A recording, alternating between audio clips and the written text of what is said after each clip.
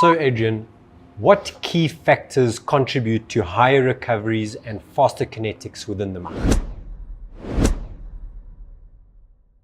I think to explain how we achieve these kinetics and recovery improvements, which, and also reagent savings, which everybody or every potential client is looking for, it's probably best to just, take a step back and almost into the classroom, so to speak, and just try to understand what is happening in the gold leaching process. And the first point of note is the gold leaching chemistry, or the reaction, or the process, if you want to call it that, is actually a heterogeneous system.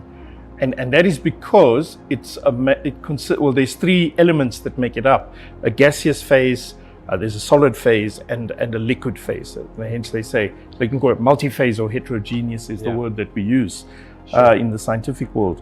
So the first challenge then revolves around the gas, because you're trying to get a gas to react at the end of the day with gold that is in rock, in a solid form. Solid, yeah. So how do you get the gas to that reaction surface? And there's steps involved. The first thing you do is you've got to dissolve that gas in the liquid, which is surrounding that particle, and then transport that liquid to the gold surface, and then you can get the chemical. So there's a lot of things you've got to do before you actually get to the gold leaching reaction, right? And they're physical things, they're mechanical things.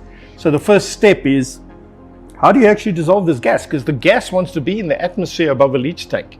That's where its natural home is. It wants to sit there. It doesn't want to sit in the pulp.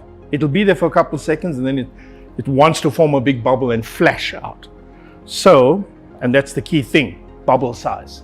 So in order to get that the gas to dissolve efficiently, you need to create a really, really fine bubble that will stay mixed in the pulp, that will not coalesce and form a big bubble and flash out. And I keep on going on about how we generate these picker bubbles in the MACH.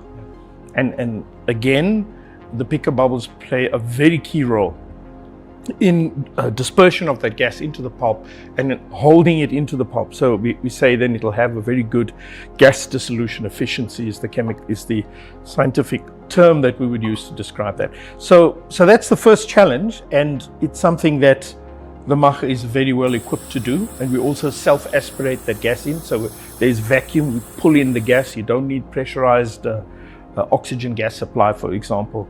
So there are a lot of sort of positives that I don't even talk about that's involved with that.